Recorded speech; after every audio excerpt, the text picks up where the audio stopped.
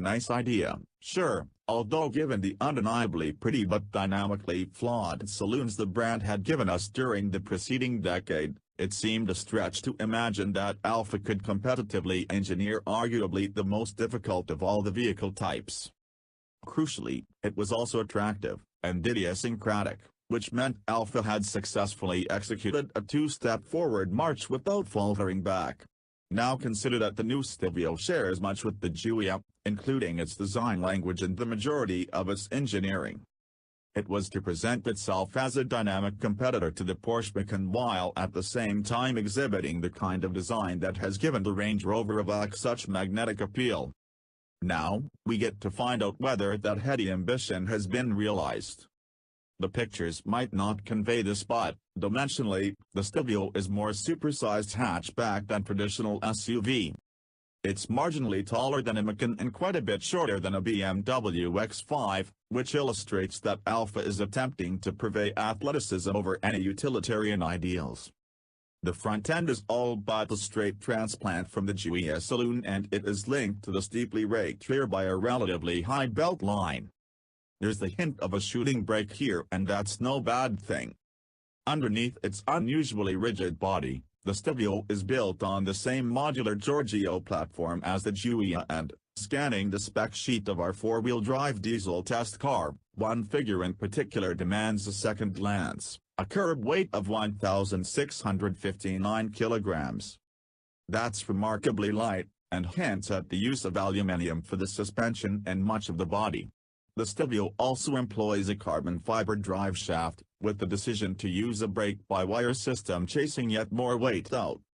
Filling out the Stelvio range beneath the flagship, vent-laden quadrifoglio model is a choice of either a 2.0-liter turbocharged petrol engine or a 2.2-liter diesel.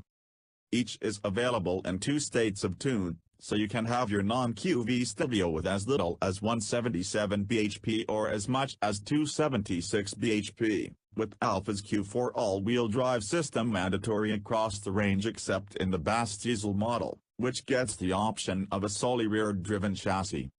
Indeed, Alpha's claim is that it takes just 6.6 seconds to reach 62 miles per hour from rest, which looks good value next to the 6.3 seconds of the substantially more powerful, and expensive, Macan S diesel. Top speed, meanwhile, is pegged at 134 miles per hour. With temperatures only a few degrees above freezing and in damp conditions at Myra's test facility, our test car duly delivered, recording 6.8 seconds to 60 miles per hour, in the process underscoring its maker's claim.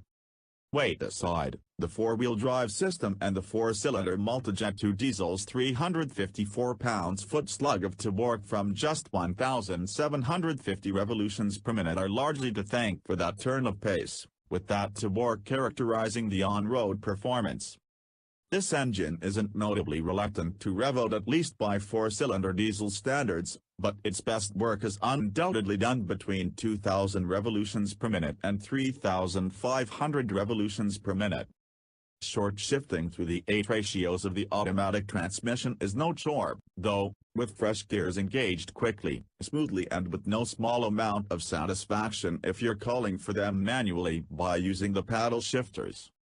The diesel's response to throttle inputs is also adequately sharp for this type of car. It's a characteristic facilitated by Alpha's decision to fit an electrically controlled variable geometry turbocharger.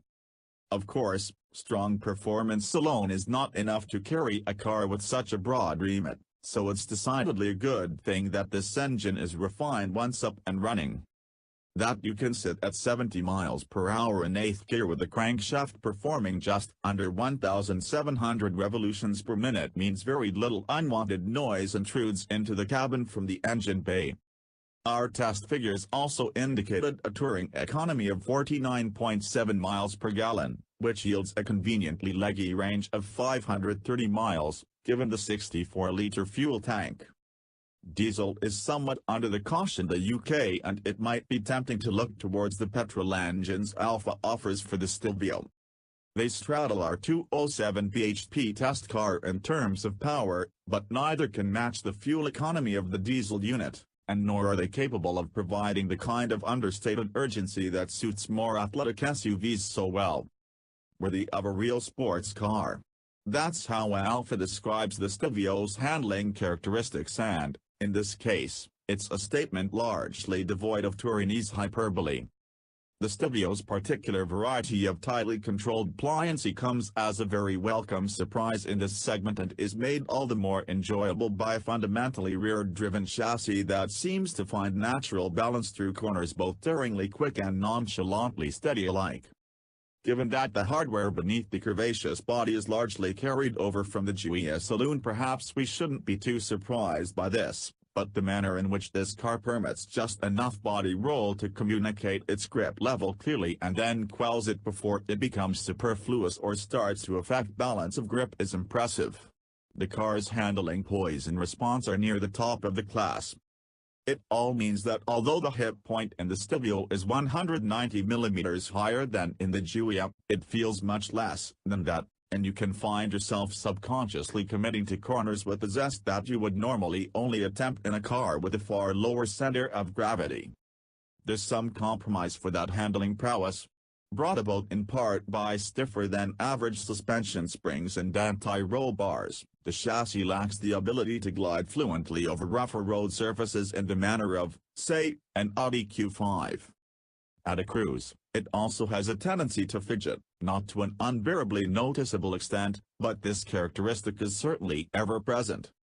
Conversely, the Stelvio also seems to lose a degree of its composure when the road asks stern successive questions of the damping.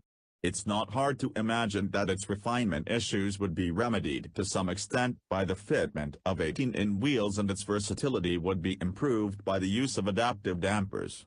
However, the lightness and shortage of feel in the steering is probably less easy to cure. Ultimately, versatility is where this car's ride and handling falters. On reasonably smooth roads, it's close to unbeatable for driver satisfaction.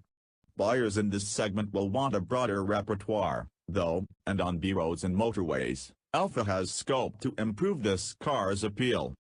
The Stelvio's DNA controller allows you to set the stability controlling four-wheel drive system for dynamic and all-weather driving modes either side of normal, but there's no way to disable the stability control entirely. Not that you really need to in order to drive the car quickly and smoothly on the track. The body control is good by SUV standards, as is its well-balanced grip level, although you need to be used to the fast and relatively light steering.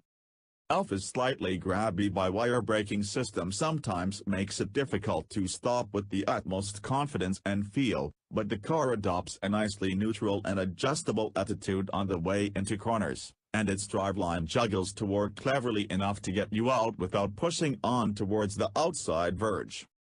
You'll pay a premium of just £800 for the more powerful of the two diesels, and given that they both return the same claimed fuel economy, that's not a particularly difficult decision to make.